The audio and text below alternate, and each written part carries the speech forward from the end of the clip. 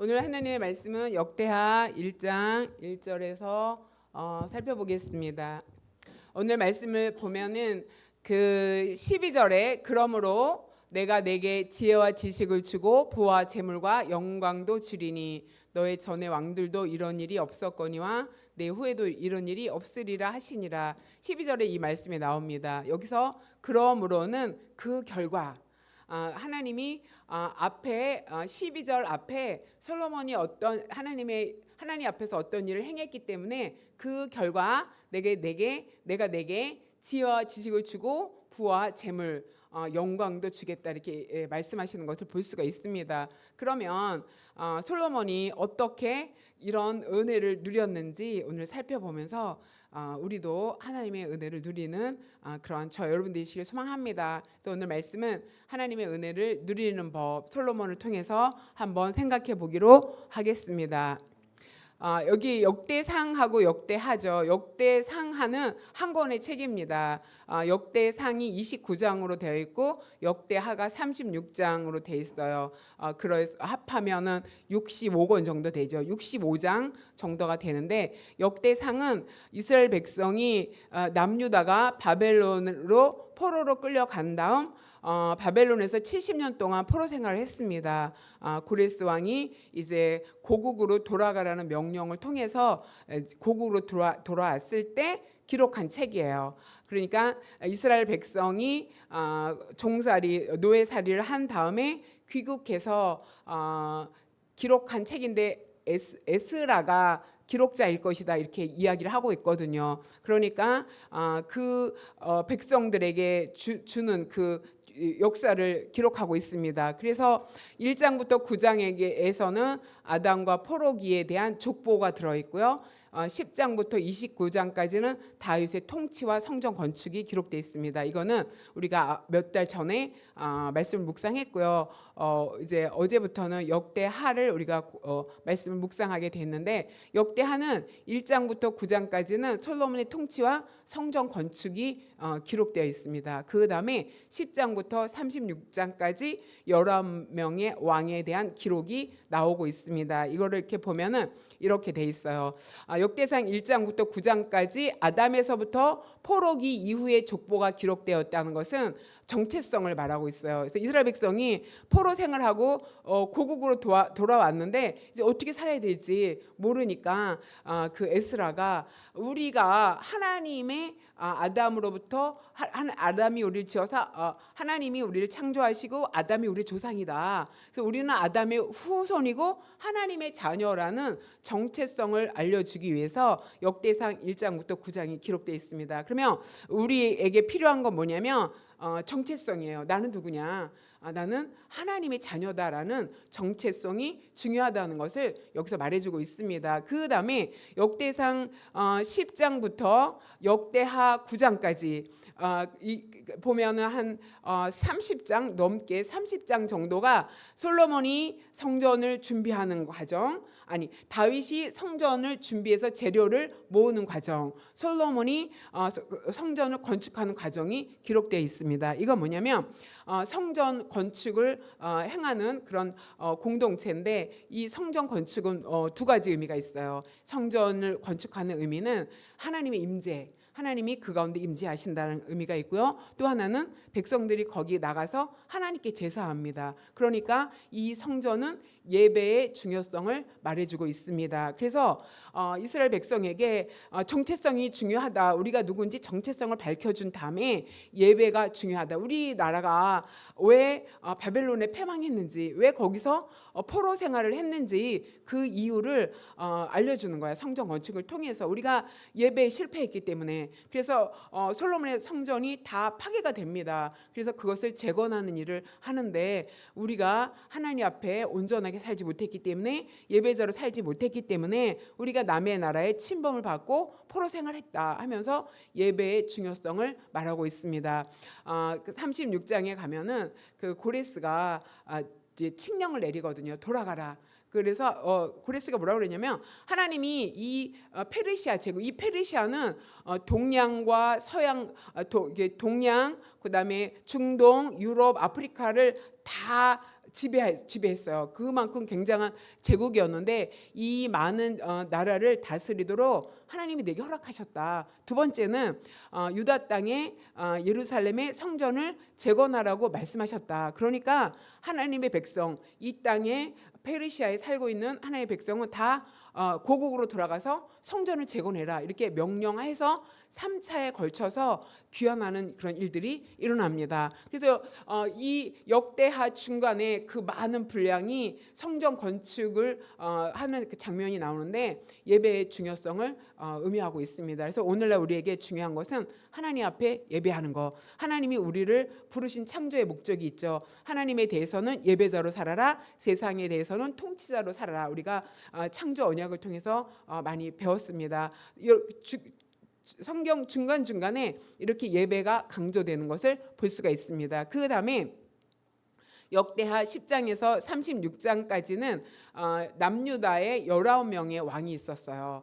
다윗부터 해갖고 19명의 왕이 있었는데 그 19명의 왕의 행적에 대해서 기록하고 있습니다. 그래서 그 열왕기 상하에는 남쪽 왕들과 북쪽 왕 이렇게 다 기록이 되어 있는데 역대기에서는 북쪽 왕은 기록하지 않고 있어요. 이미 북이스라엘은 아수르에서 멸망을 당해서 다 흩어졌기 때문에 남유다의 왕의 그 행적만 기록하고 있습니다. 이건 뭐냐면 역사의 중요성을 가르치는 거예요. 우리가 지금 포로 생활에서 돌아왔는데 우리가 어떤 누구며 우리가 예배를 성공하지 못했기 때문에 우리나라 이렇게 되었고, 그다음에 우리가 그동안 우리 역사 왕들을 우리 조상들 통해서 어떻게 통치했는지 그 역사에 대해서 기록하고 있습니다. 그렇기 때문에 우리가 지금 우리에게도 중요한 것은 역사, 우리나라가 어떻게 출발했는가, 우리나라가 조선 500년의 왕조가 어떻게 끝났고 이 대한민국이라는 공화국이 어떻게 시작되었는지 제가 이전에 말씀을 드렸습니다.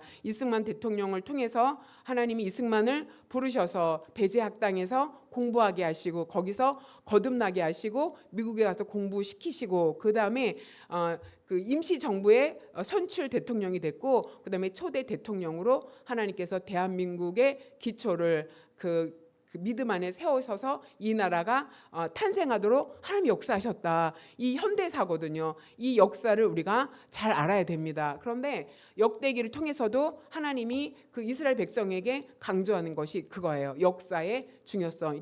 그래서 역대기는 이 세 가지 포인트가 있다는 것을 여러분이 하셔야 되고요. 지금도 우리에게 중요한 메시지다. 정체성, 예배, 역사, 이것을 우리가 잘 알아야 될 줄 믿습니다. 자, 그러면 역대 하 1장 1절에서 솔로몬이 어떻게 그 지혜와 지식과 부와 영광을 누리게 되었느냐 하는 것을 살펴보기로 하겠습니다. 1절에 보면 다윗의 아들 솔로몬의 왕위가 견고하여 가며 그의 하나님 여호와께서 그와 함께 하사 심히 창대하게 하시니라. 아멘.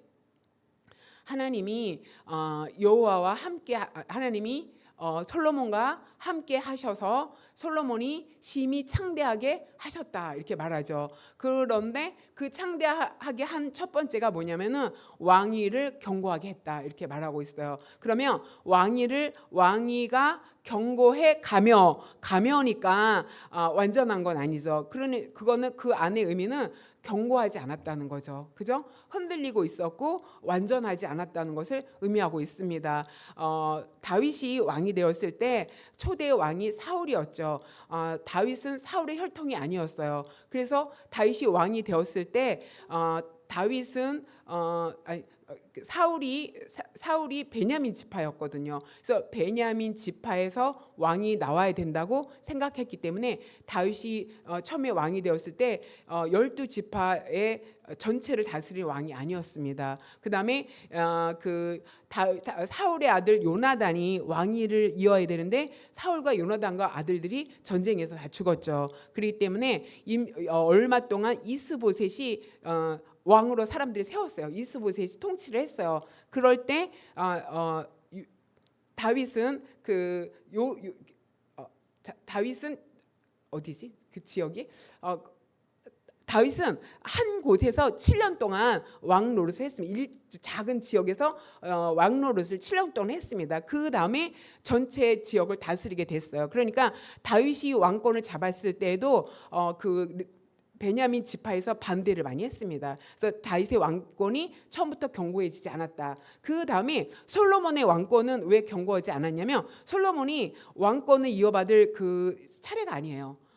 그 아주 뒤 후순위거든요. 그래서 솔로몬의 형들이 왕권을 노리고 있었어요. 그렇기 때문에 왕위가 견고하지 않았는데 하나님께서 솔로몬의 왕위를 견고하게 하셨다. 이게 창대하게 된 그 배경이라는 것을 말해주고 있어요. 그래서 하나님과 함께하면은 왕권이 견고해지듯이 우리의 삶이 하나님 안에서 견고해진다라는 것을 여러분이 기억하시기 바랍니다. 그다음에 하나님이 솔로몬과 함께해서 어떤 일이 일어났냐면 번영하는 일, 번성하는 일. 그래서 다윗 시대와 솔로몬 시대가 이스라엘 전체 역사 중에서 가장 강하고 가장 번성했다 이렇게 평가하고 있습니다. 번영의 은혜를 주셨고 그다음에 하나님이 그 통치를 할 수 있는 지혜를 주셨죠. 지혜를 주셨고 나라의 안정을 허락해 주셨습니다. 자, 이렇게 우리가 하나님과 동행하면 하나님께서 우리의 삶을 번성하게 하시고 그다음에 지혜를 주시고 안정케 하신다는 것을 여기서 말해주고 있습니다. 그래서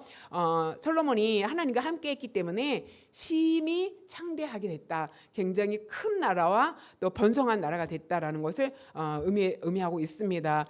이렇게 성경에 보면은 또 하나님이 함께 하셔서 복을 받은 인물을 우리가 많이 알고 있죠. 창세기 39장 1절에 보면 요셉이 형들에게 팔려서 애굽에 내려가잖아요. 그죠? 애굽에 노예로 팔려가는데 그 바로의 신하 보디발이 그 요셉을 삽니다. 요셉을 사서 자기의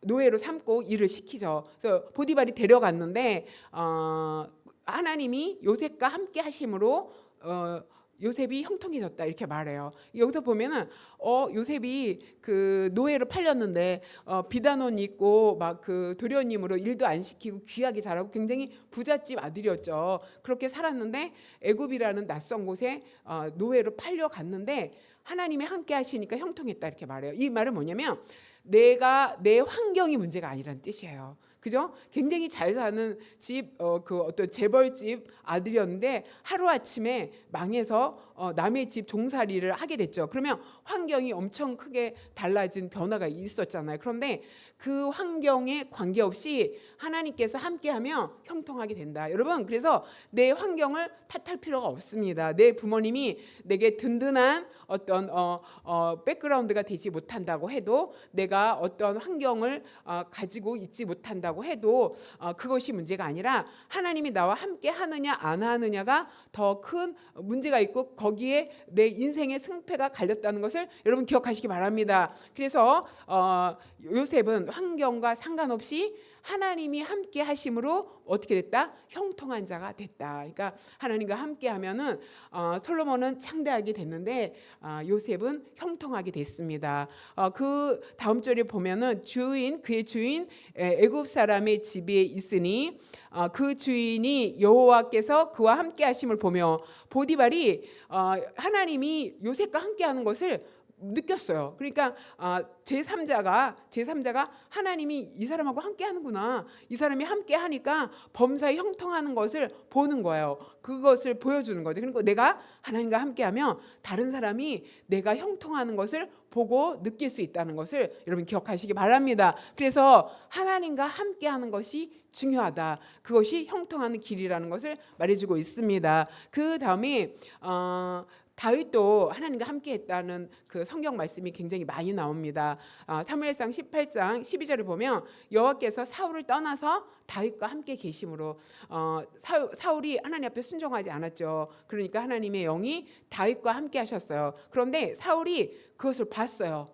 자기를 떠나서 다윗과 함께하는 것을 보고 사울이 두려워했다. 그러니까 하나님이 함께하는 사람은 그 나의 적수가 되는 사람이 두려움을 느낀다는 것을 여기서 말해주고 있습니다. 그래서 사울이 그 다윗을 가까이 뒀는데 멀리 뛰어났어요. 자기 곁을 떠나게 했다. 그래서 천부장으로 삼았다. 그래서 백성 앞에 출입하게 했다는 것은 전쟁에 많이 나갔다는 것을 말해주고 있습니다. 그런데 14절에 다윗이 그 모든 일을 지혜롭게 행하고 여호와께서 그와 함께 하시니 만군의 하나님 여호와께서 함께 하심으로 다윗이 점점 강성해졌더라. 이 말은 다윗이 나가서 싸우는 그 싸움마다 승리했다, 이겼다라는 것을 말해주고 있습니다.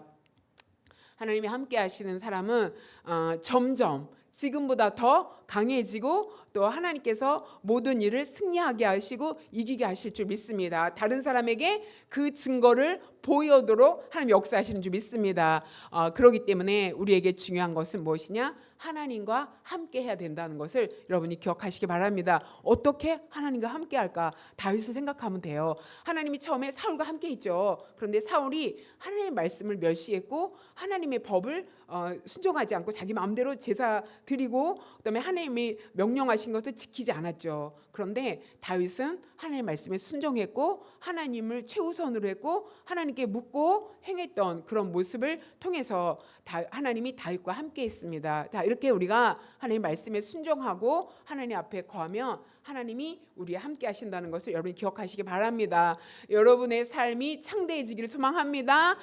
환경에 상관없이 형통한 삶을 누리게 되기를 소망합니다. 지금보다 더 점점 강해지는 은혜를 누리시길 바랍니다. 아멘. 그 다음에 예배자가 돼야 됩니다. 솔로몬은 예배자가 됐는데 2절에 보면 솔로몬이 온 이스라엘의 천부장들과 백부장들과 재판관들과 이스라엘의 방백들과 족장들에게 명령했다. 그러니까 리더십을 가진 지도자들을 다 불렀어요. 어디로? 예배의 자리로. 그 다음에 솔로몬이 온 회중과 함께 기브온 산당으로 갔다, 이렇게 말하고 있습니다. 그래서 하나님의 회막, 곧 모세가 지은 그 회막이 기브온 산당에 있었다, 이렇게 말하고 있죠. 그런데 4절에 보면 그 나눠진 것을 볼 수가 있어요. 회막이 따로 있고 법궤가 따로 있어요. 원래는 같이 있어야 되는데 4절에 보면 다윗이 전에 예루살렘에서 하나님의 궤를 위하여 장막을 쳐두었으므로 궤는 다윗이 준비한 곳에 있다, 이렇게 말해요. 그러면 원래는 하나님의 궤, 법궤죠. 하나님의 궤와 장막이 같이 있었는데 따로 떨어져 있다, 이것을 말해주고 있어요. 이건 뭐냐면 사사시대에 이스라엘 백성이 전쟁에 나갈 때 하나님의 궤를 가지고 갔어요. 그러면 승리할 거라고 생각해서 블레셋과 전쟁할 때 궤를 가지고 나갔는데 승리하지 않았어요. 법궤를 빼앗겼어요. 그죠? 그러면서 그 당시 실로에 있던 성전이 성막이 무너지고 법궤만 남아 있었는데 그 법궤를 20년 만에 다윗이 가지고 올라오죠. 다윗이 가지고 올라오면서 회막은 기브온 산당이 있었고 그다음에 부살렐이 만든 놋제단도 기브온 산당이 있었어요. 그러니까 솔로몬이 지도자들과 백성들과 함께 하나님 앞에 제사하기 위해서 놋제단이 있는 기브온 산당으로 갔다는 것을 의미하고 있습니다. 자, 이렇게 하나님이 함께 해야 되는데 그 사사기에 이스라엘 백성들이 하나님 앞에 죄를 짓고 하나님 뜻대로 살지 않았기 때문에 나뉘어졌다. 그러니까 하나님의 성전이 파괴되어지고 성막이 파괴되어지는 것을 볼 수가 있습니다. 죄는 하나님과 우리가 하나님의 임재를 경험하지 못하도록 우리를 분리시킨다는 것을 여러분이 여기서 교훈 삼기를 바랍니다. 그래서 솔로몬이 예배자로 나아갔어요. 그러니까 솔로몬이 통치하기 전에 왕으로서 통치를 시작하기 전에 먼저 예배했다. 그러니까 예배로 시작해야 된다는 것을 여기서 말해주고 있습니다. 하루를 시작하기 전에 첫 시간을 하나님과 함께 말씀을 묵상하면서 나가야 되고요. 일주일이 시작하기 첫날 주일이거든요. 일주일의 모든 날의 주일이거든요. 그 첫날 예배하고 월화수목금토 우리가 이렇게 살잖아요. 그러니까 7일의 첫날은 하나님께 예배한다, 이렇게 생각하시면 되고요. 월상 예배라고 있어요. 월상 예배는 달의 첫날 1일, 매월 1일은 하나님께 예배한다. 그래서 지금도 월상 예배를 드리는 그런 교회가 있거든요. 그래서 달이 시작하는 첫날 하나님께 예배한다. 그다음에 해가 시작되는 첫날, 해가 시작되는 첫날은 유월절이에요. 하나님이 이스라엘 백성을 출애굽시키면서 이 유월절을 너희 해의 첫날로 삼아라 이랬거든요. 그래서 해의 첫, 우리가 그 새해가 되면 또 기도원도 많이 가고 또 뭐 부흥 사경회도 많이 하고 예배로 시작하죠. 이렇게 무슨 일을 하기 전에 예배를 먼저 시작한다. 예배로 시작한다. 예배를 내 삶의 우선순위에 둔다라는 것을 여러분이 기억하시기 바랍니다. 그래서 솔로몬이 그렇게 하나님의 은혜를 받은 것은 예배자로 세워졌기 때문이라는 것을 말해주고 있습니다. 자, 솔로몬이 하나님 앞에 예배 드리러 갔을 때 그냥 가지 않았습니다. 여호와 앞 곧 회막 앞에 있는 놋제단에 솔로몬이 이르러 그 위에 1000마리의 희생 번제를 드렸다. 그러니까 1000마리의 희생 번제를 한 번에 잡아서 드렸다라는 것을 여기서 말해주고 있죠. 그래서 1000 번제라는 말을 많이 씁니다. 그래서 그 가운데 하나님께서 이제 명령하셔. 하나님이 이제 신명기 16장 16절에 뭐라고 그러냐 말씀하셨냐면 1년에 3번 무교절, 7.7절, 초막절 하나님이 정하신 절기예요. 하나님이 택한 곳에서 여호와를 배웁되 빈손으로 배웁지 말라 이렇게 말씀하셨어요. 그러니까 하나님 앞에 나아갈 때는 뭐다? 제물을 들고 나아가야 된다. 그러니까 이 제물은 두 가지 의미가 있습니다. 여기서 제물을 양을 드렸잖아요. 양은 내 대신 양에게 죄를 전가하는 거죠. 그런데 예수님께서 어린 양이 되어서 내 죄를 가지고 가셨죠. 그러니까 우리가 예배 때마다 그 예수님이라는 번제물을 우리가 기억해야 된다는 것을 의미하고 있어요. 그 다음에 그 신명기 16장 17절처럼 하나님께서 주신 복을 따라서 힘대로 감사의 예물을 하나님께 드려야 된다. 그러니까 예배 때마다 내 안에 예수님과 함께하는 그 믿음이 있어야 되고 또 하나님이 주신 것을 따라서 우리가 구별하여 감사의 제물을 드려야 된다. 그러니까 솔로몬은 그 제물을 하나님께 드렸다는 것을 여기서 말해주고 있습니다. 그래서 13절에 보면 솔로몬이 기브온 산당 회막 앞에서부터 예루살렘으로 돌아와서 어떻게 했다? 이스라엘을 다스리기 시작했다. 그러니까 본격적으로 통치하기 전에 먼저 예배했다. 예배로 모든 시작을 했다라는 것을 여러분이 기억하시기 바랍니다.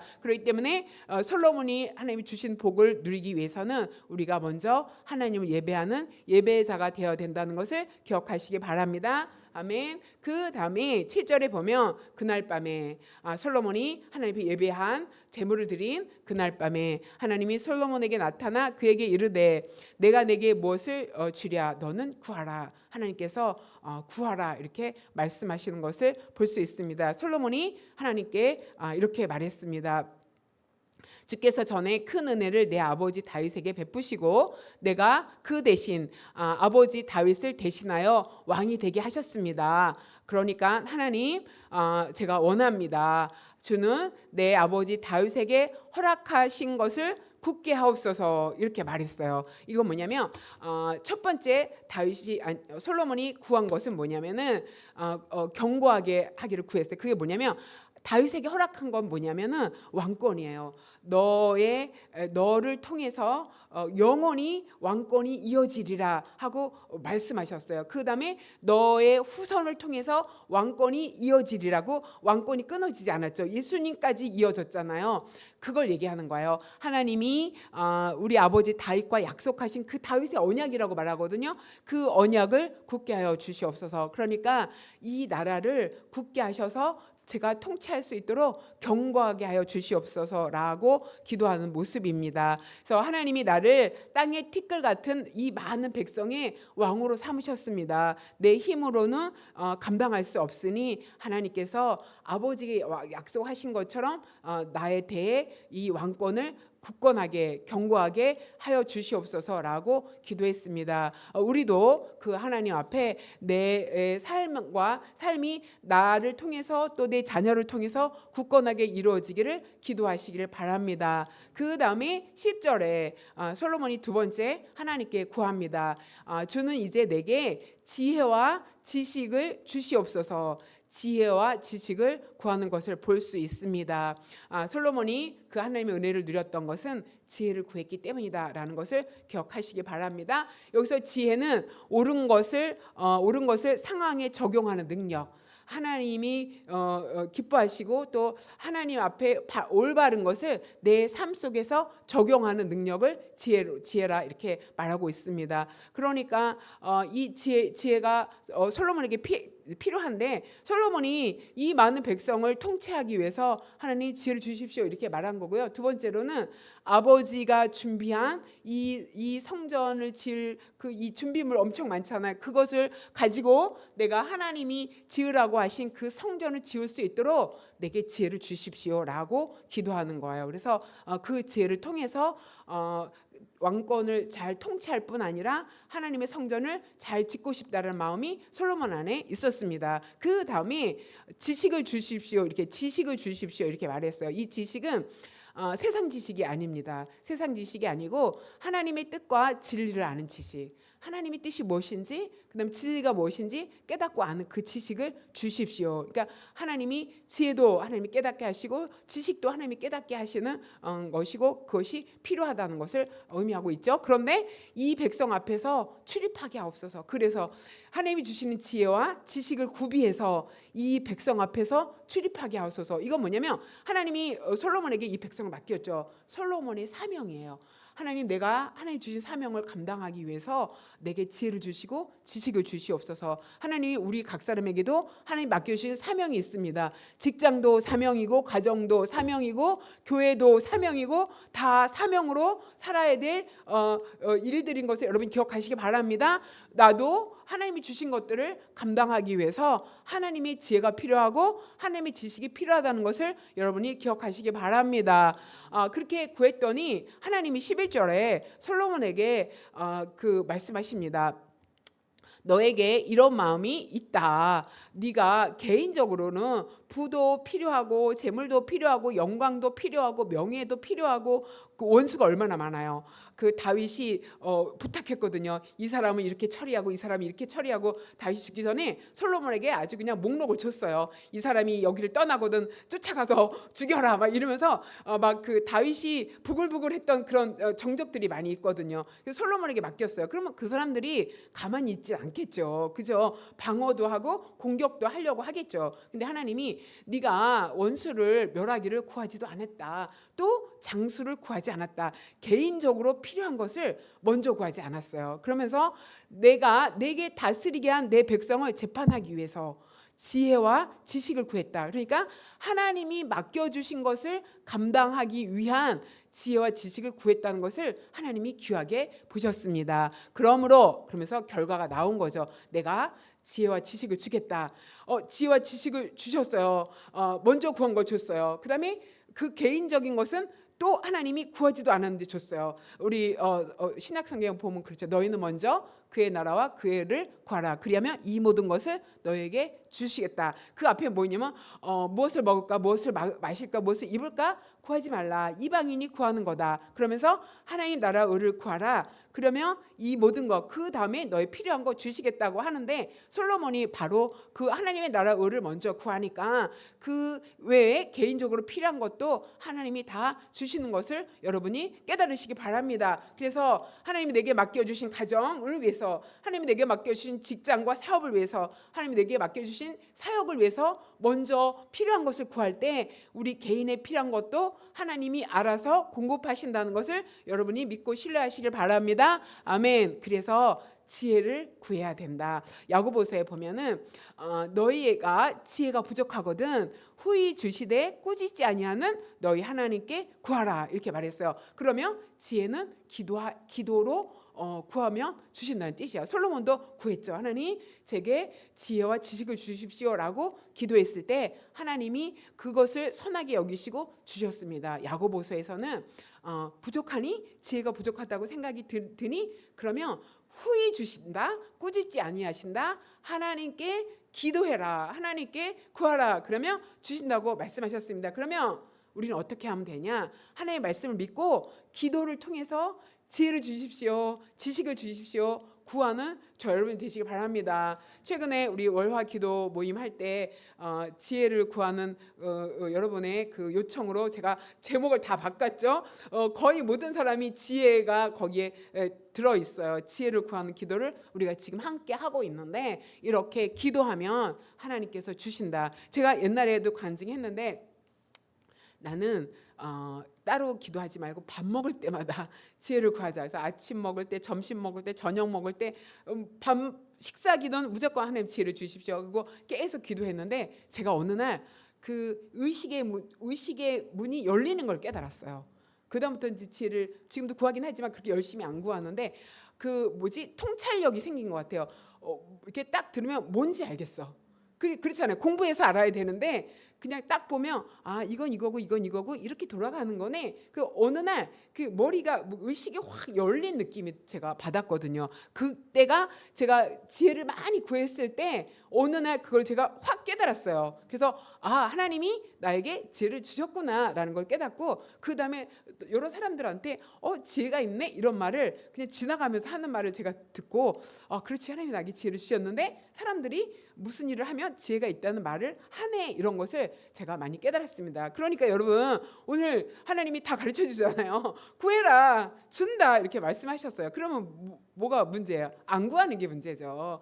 달라고 하면 주신다고 했으니까 지혜와 지식을 구하는 여러분, 그래서 여러분의 삶 속에 지혜와 지식을 통해서 솔로몬에게 주셨던 그 은혜를 우리가 함께 누리는 여러분 되시길 소망합니다. 아멘. 자, 솔로몬이 초기에는, 후반에는 여러 가지 일로 인해서 너무 누리다 보니까 하나님을 떠나는 그런 일들을 또 우리가 잘 알고 있죠. 그러나 초반에는 다윗이 솔로몬에게 부탁했거든요. 하나님의 율례와 법도를 떠나지 말아라. 그러면 하나님이 너와 함께 하실 것이다. 이게 유언이었어요. 그런데 솔로몬은 그 통치 초반에는 아버지의 그 말씀에 잘 따랐어요. 그래서 이렇게 풍성한 은혜를 누렸던 것을 우리가 알 수 있죠. 솔로몬의 하나님이 우리 하나님인 줄 믿습니다. 그래서 오늘 말씀을 마무리할 때 이렇게 기도했으면 좋겠습니다. 하나님, 솔로몬과 함께 하셔서 창대하게 하셨던 하나님, 또 형통하게 하셨던 하나님, 강하게 하셨던 하나님, 저와 임만하여 주시옵소서, 저와 함께하여 주시옵소서, 동행하여 주시옵소서 기도하기를 바랍니다. 두 번째, 하나님, 내 삶의 예배를 내 삶의 우선순위로 예배에 먼저 드리고, 하루를 시작하고, 일주일을 시작하고, 한 달을 시작하고, 무슨 일을 시작하게 하소서. 그래서 예배를 우선하는 삶 살게 해달라고 우리 함께 기도했으면 좋겠고요. 하나님, 저에게도 지식이 부족합니다. 지혜가 부족합니다. 지혜와 지식을 후히 주시되 풍성하게 주시는 그 하나님의 은혜가 임하기를 우리 함께 기도하면서 구하는 시간 갖도록 하겠습니다. 기도하겠습니다. 하나님, 감사합니다. 성령 하나님께서 아버지 솔로몬과 함께 하셨던 것처럼 솔로몬에게 하나님께서 그가 구하는 것들 풍성하게 주시고 그를 창대하게 하셨던 것처럼, 하나님 아버지, 우리가 그렇게 주님 앞에 나아갈 때 하나님 은혜가 우리에게 임할 줄 믿습니다. 하나님, 늘 주님과 함께하게 하시고 주님과 동행하는 삶 살게 되기를 소망합니다. 그래서 우리의 삶이 견고해지게